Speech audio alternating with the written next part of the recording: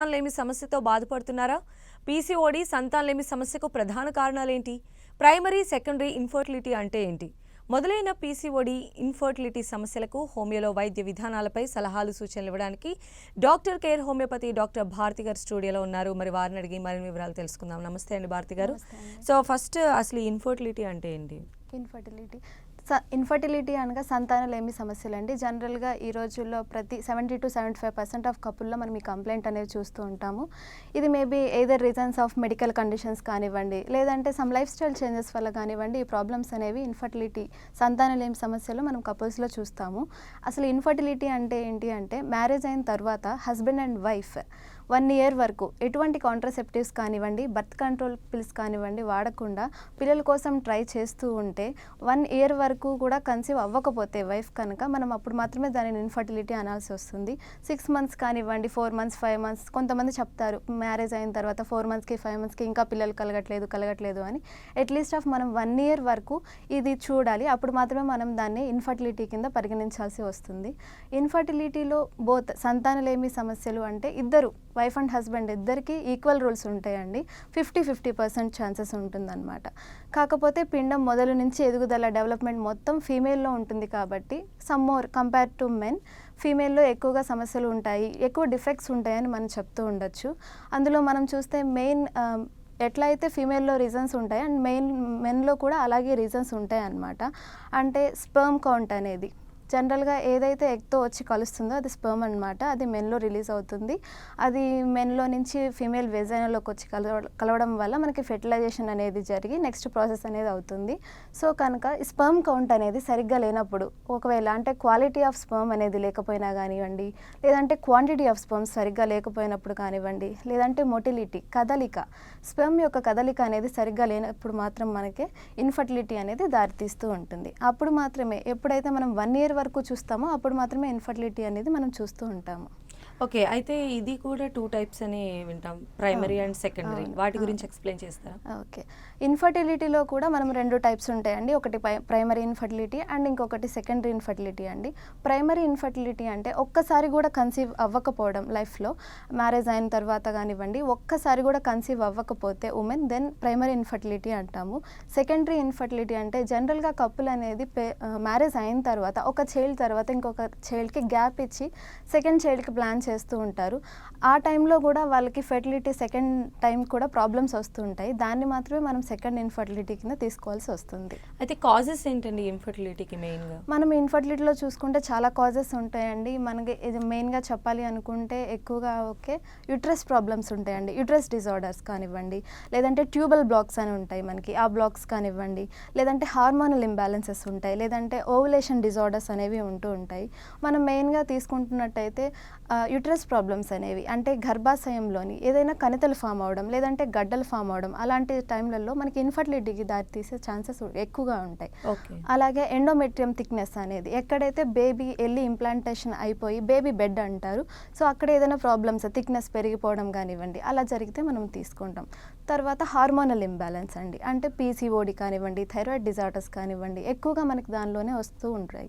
అందులో మనం పీసీఓడి కనుక తీసుకుంటే ఆండ్రోజన్స్ అనేవి ఎక్కువ అయిపోతాయి అన్నమాట బాడీలోని. ఇంక్రీజ్ అయిపోవడం వల్ల హార్మోనల్ ఇంబ్యాలెన్స్ జరిగిపోయి అంటే అండాశయంలో ఉండే సెల్స్ అనేవి సిస్లా ఫామ్ అయిపోతాయి. అంటే నీటి బుడగలండి, నీటి బుడగలా ఫామ్ అయిపోయి ఏదైతే ఓవర్ రిలీజ్ అవ్వాలో అది పరిపక్వం చెంది రిలీజ్ అవ్వనివ్వకుండా చేస్తుంది. సో దానివల్ల యానోవులేషన్ అంటారు.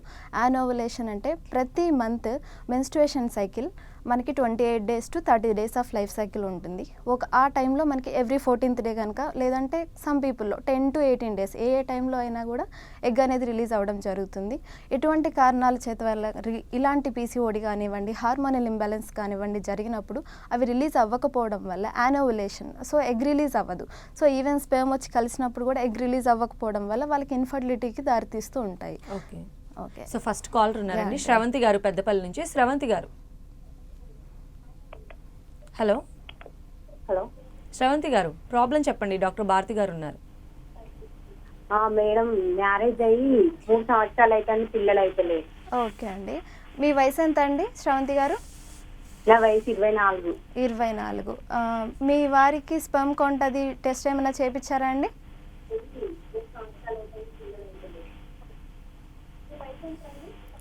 శ్రవంతి గారు డైరెక్ట్గా ఫోన్లో మాట్లాడండి, లేదంటే మీ కాల్ కట్ అయిపోతుంది. 24 2 హాస్పిటల్లో టెస్ట్ చేయించుకున్నాం మేడం. అయినా అన్ని బాగానే ఉన్నాయి, అవుతారని అంటాను. కొన్ని రోజులు మందులు వాడిన. ఓకే, మందులు వాడిన తర్వాత ఏమైనా చెకప్స్ అవన్నీ చేయించినప్పుడు పీసీఓడి ఆ, హార్మోనల్ చేయించుకున్నాం ఇంబ్యాలెన్స్ మేడం. చెప్పారా?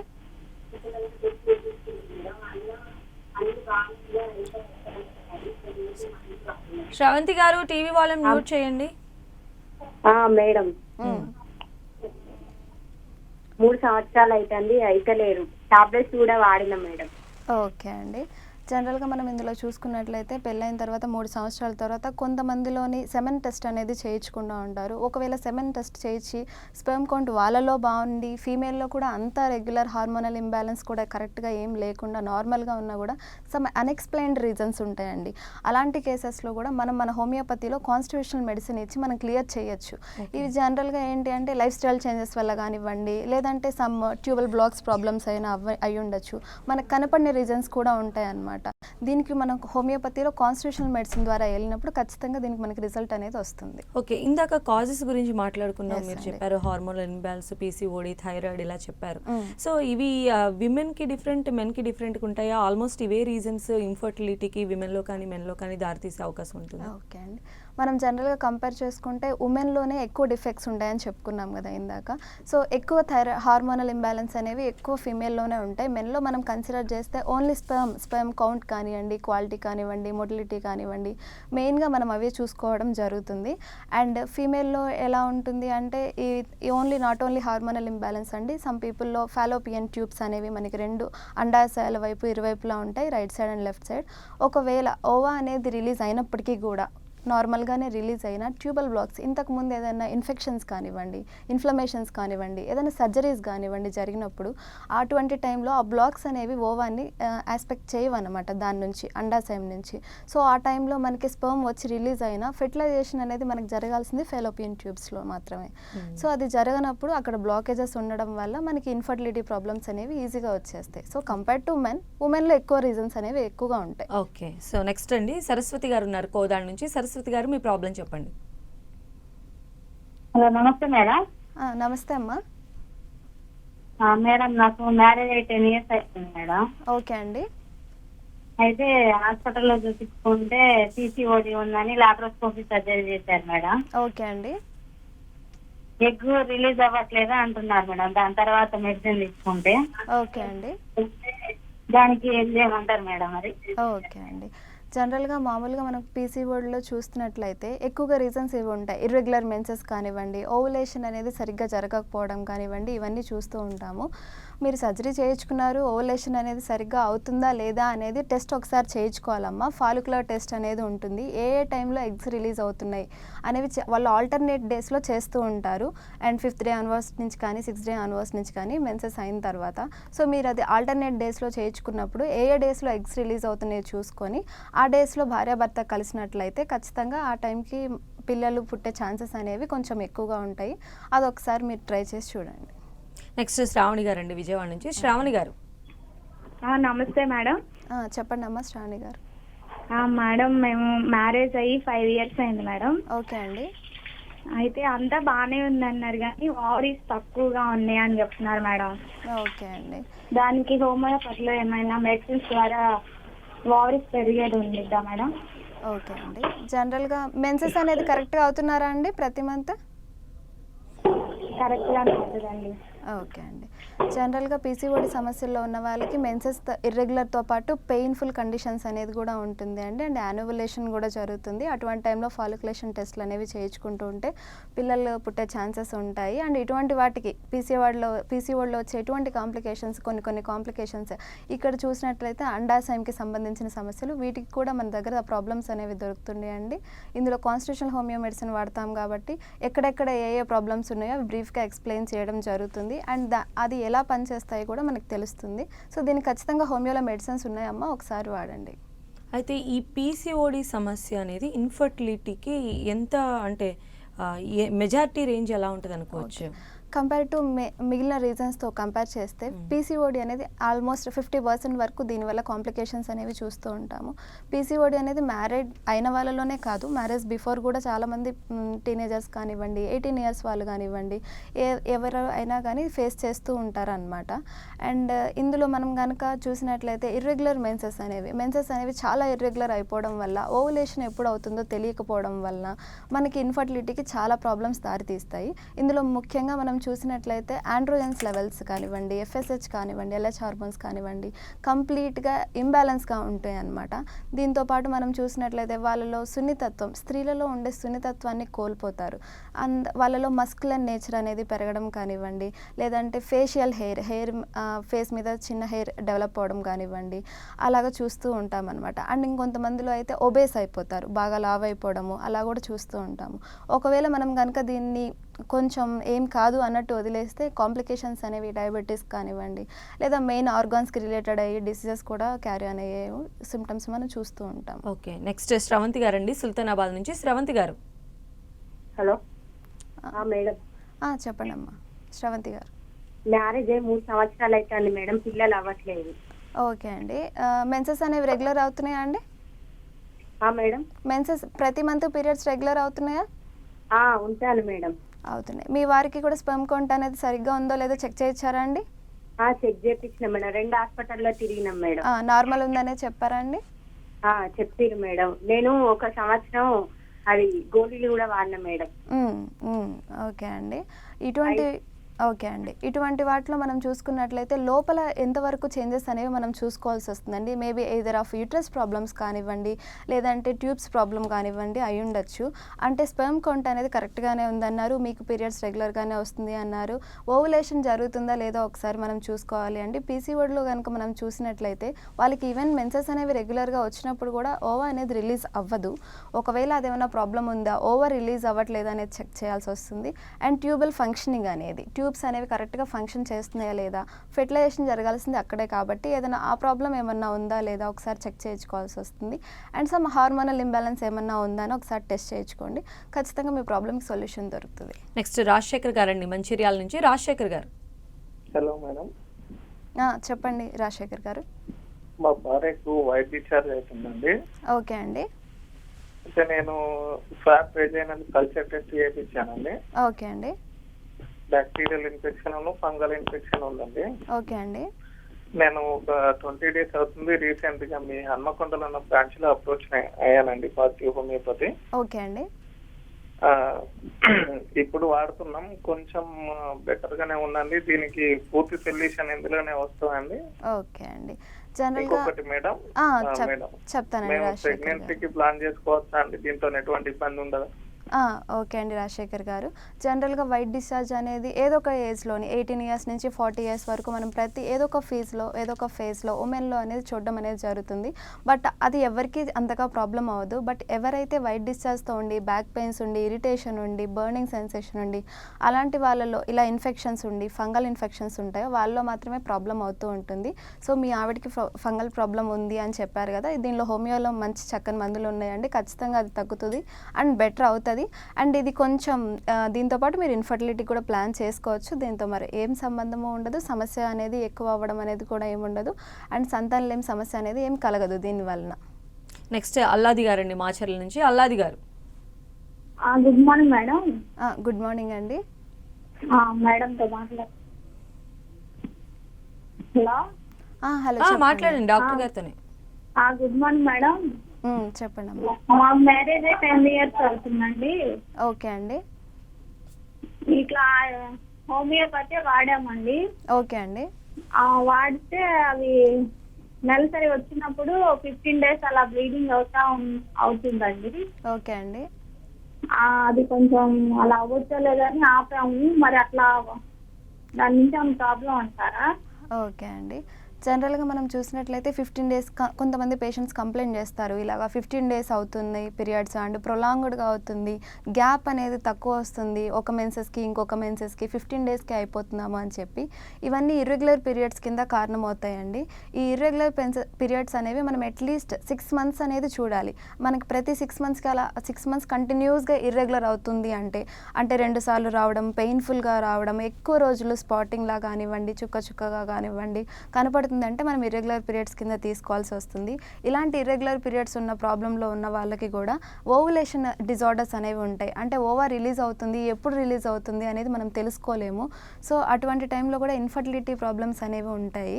సో మనం దీన్ని ఇర్రెగ్యులర్ పీరియడ్స్ని హోమియోపతి మీరు ఆల్రెడీ వాడాను అన్నారు, ఒకసారి కాన్స్టిట్యూషనల్ హోమియోపతి వాడి చూడండి, ఖచ్చితంగా ఇర్రెగ్యులర్ పీరియడ్స్ని మనం తగ్గించవచ్చు.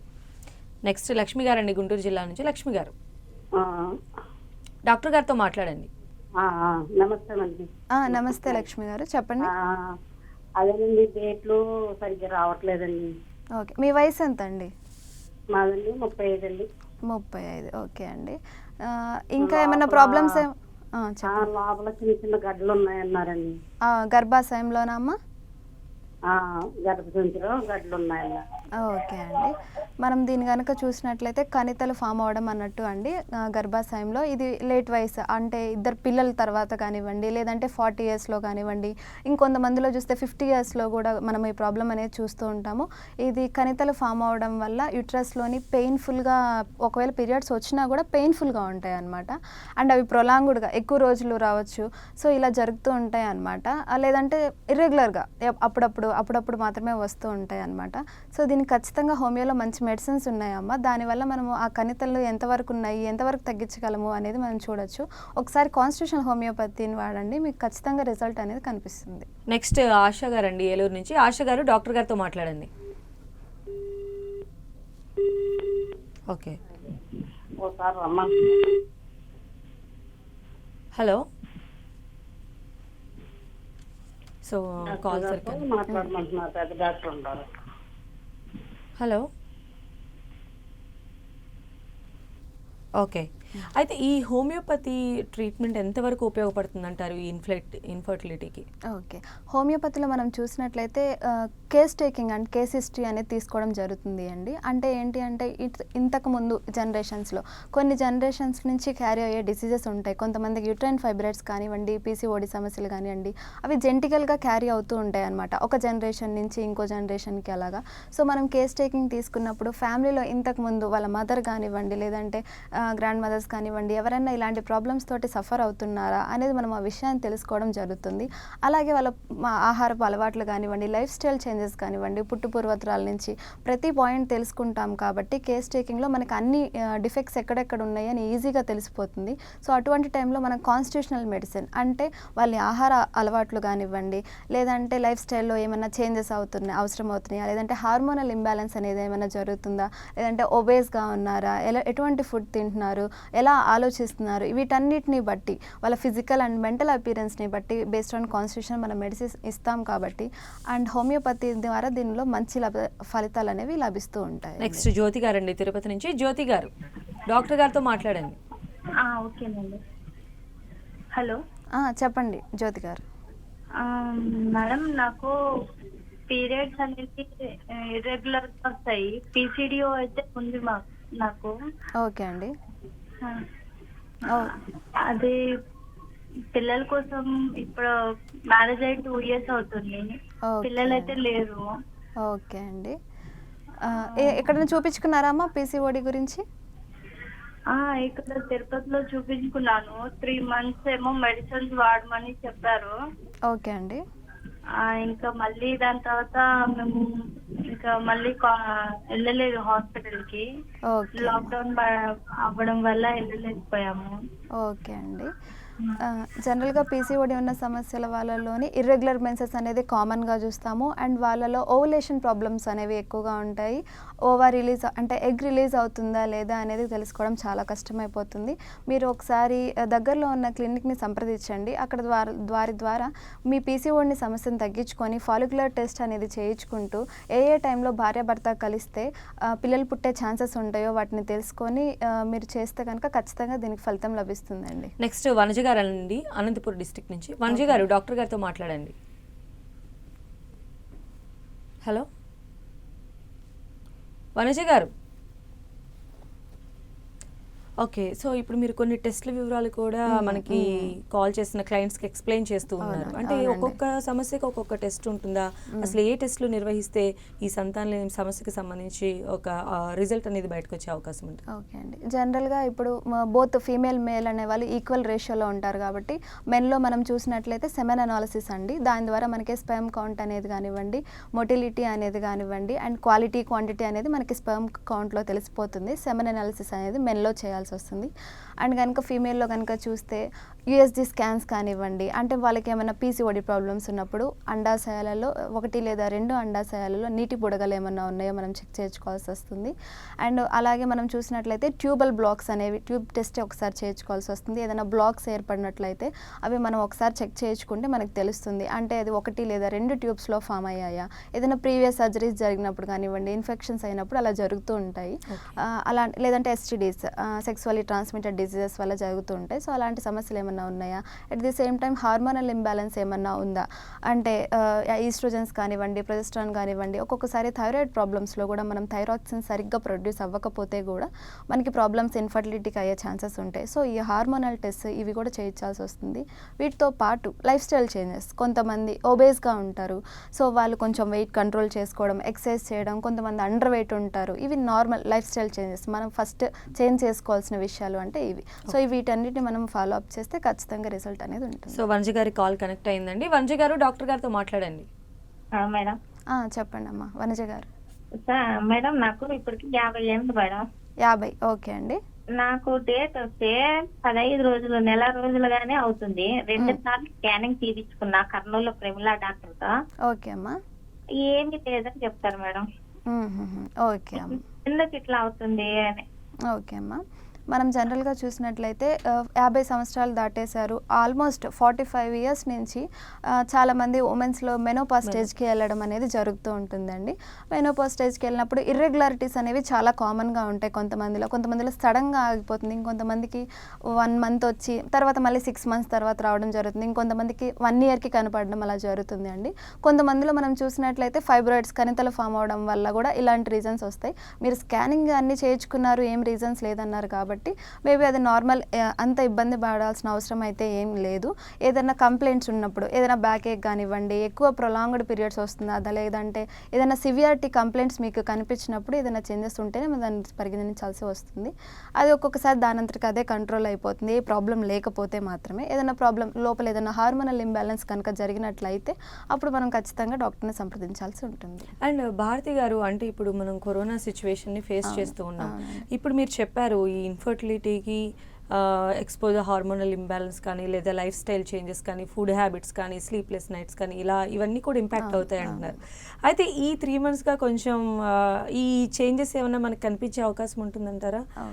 అంటే వీటి యొక్క ప్రభావం, ఈ ఇన్ఫర్టిలిటీ ప్రభావం ఏదైనా 1% అయినా తగ్గేటువంటి అవకాశం ఉంటుందా? యా అండి, జనరల్గా చెప్పుకున్నట్లయితే మనము కరోనా అంటే కానీ ప్రజెంట్ ఉన్న సిచ్యువేషన్లో ప్రతి ఒక్కరు చాలా జాగ్రత్తగా ఉండాల్సిన సిచ్యువేషన్ ఇది.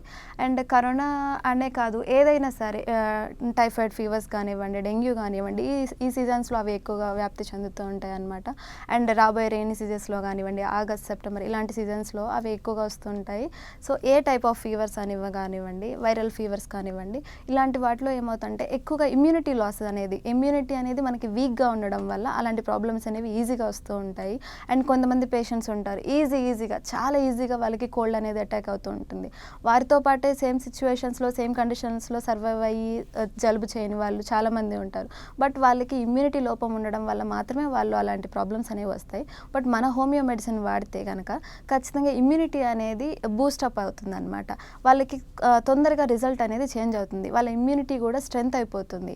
అండ్ ఈ స్లీప్లెస్ నైట్స్ అవన్నీ ఇన్ఫర్టిలిటీ ఈ ప్రజెంట్ ఉన్న సిచ్యువేషన్లో అందరి ఇంట్లోనే ఉంటున్నారు. అండ్ కామన్గా స్ట్రెస్ అనేది అంత ఏమి ఉండదు, స్లీప్ అనేది టైంకి తింటారు. And obeys, under weight, over weight చూసుకుంటూ ఉంటారు. స్ట్రెస్ అంతే, మెయిన్గా మెంటల్ ప్రాబ్లం, మెంటల్గా స్ట్రెస్ అనేది ఎక్కువగా తీసుకున్నప్పుడు ఆ సిమ్టమ్స్ అనేవి మనకి ఫిజికల్గా చూపిస్తూ ఉంటాయి అన్నమాట డిసీజెస్. సో ఎప్పుడైతే మన హోమియోపతిలో మెడిసిన్ కాన్స్టిట్యూషనల్గా ఇస్తామో అది బూస్టప్ చేస్తుంది మన ఇన్నర్ ఉండే వైటల్ ఫోర్స్ని, అంటే అదే ఇమ్యూనిటీని. సో దానివల్ల మనకి ఖచ్చితంగా ప్రాబ్లమ్స్ అనేవి తగ్గడం జరుగుతుంది, రిజల్ట్ కూడా చాలా బాగా వస్తుంది.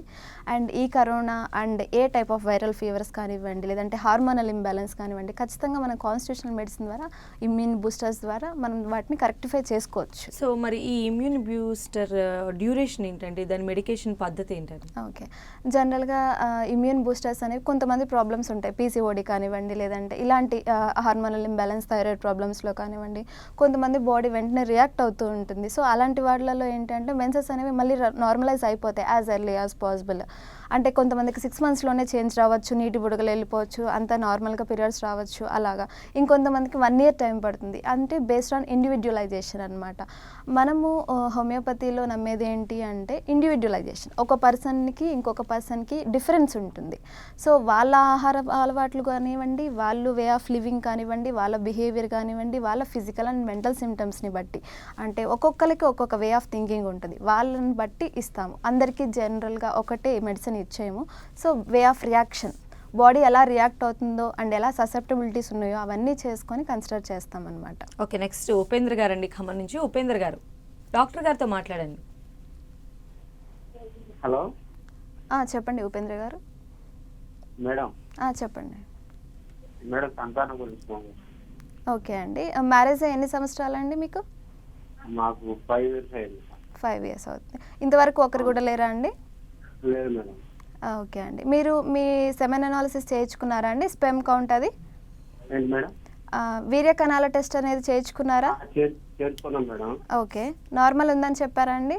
అది 60 ml ఉందండి మేడం. ఓకే అండి, మీ వైఫ్ మేడం. చెప్పండి మేడం, మీ వైఫ్కి ప్రతి మంత్ మెన్సెస్ రెగ్యులర్గా అవుతున్నాయా అండి? రెగ్యులర్గా వస్తుంది మేడం. ఓకే అండి, జనరల్గా మనం చూసుకున్నట్లయితే ఫీమేల్లో మేల్ ఈక్వల్ రెస్పాన్సిబిలిటీస్ అని చెప్పుకున్నాం కదా. 20 mm మిలియన్స్ వాటికన్నా కూడా వీర్య కణాలు అనేవి ఎక్కువగా ఉండాలండి మేల్స్లో. అప్పుడు అండ్ కొంతమందిలో తక్కువ ఉన్నప్పటికీ కూడా 20 million వాటికన్నా తక్కువ ఉన్నప్పటికీ కూడా వాటికి కదలిక అనేది బాగుంటుంది అనమాట. కొంతమందికి ఎక్కువగా ఉన్నా కూడా మొటిలిటీ అంటే స్పర్మ్ కదలిక అనేది సరిగ్గా ఉండదు. సో కదలిక క్వాలిటీ క్వాంటిటీతో పాటుగా వాటి కదలిక అనేది కూడా చాలా ఇంపార్టెంట్ అనమాట మనకి. ఒకసారి మీకు టెస్ట్ చేయించుకున్నారు, నార్మల్ అని వచ్చింది అన్నారు, ఒక్కసారి దాని కదలిక మొటిలిటీ టెస్ట్ కూడా చేయించండి.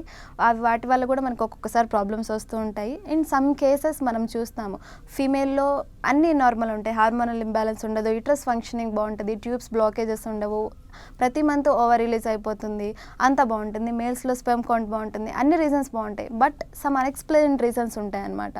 అలాంటి వాటిలో కూడా మనం కాన్స్టిట్యూషనల్ హోమియోపతి ద్వారా ఖచ్చితంగా మనం వాళ్ళలోని 90% ఆఫ్ కేసెస్లో ఎక్కడో ఒక చోట ఇలాంటివి అన్ఎక్స్ప్లెయిన్డ్ రీజన్స్ ఉంటాయి అనమాట. అలాంటి వాటిలో కూడా మన పాజిటివ్ హోమియోపతి ద్వారా ప్రెగ్నెన్సీ పాజిటివ్ని చేయగలుగుతాం. సో ఖచ్చితంగా మనం హోమియోపతిలో కాన్స్టిట్యూషనల్ మెడిసిన్ అనేది ఇన్ఫర్టిలిటీ కేసెస్లో చాలా హెల్ప్ఫుల్ అవుతాయి. Okay, right. Thank you so much అండి భారతి గారు. ఈరోజు ఇన్ఫర్టిలిటీకి సంబంధించి చాలా ఇన్ఫర్మేషన్, అలానే డాక్టర్ కేర్కి సంబంధించి హోమియో ట్రీట్మెంట్ కూడా ఎక్స్ప్లెయిన్ చేశారు. Thank you so much. ఇది వాళ్ళ ఆయుష్మాన్ భవ. చూస్తూనే ఉండండి 10 TV, జనం కోసం నిజం కోసం.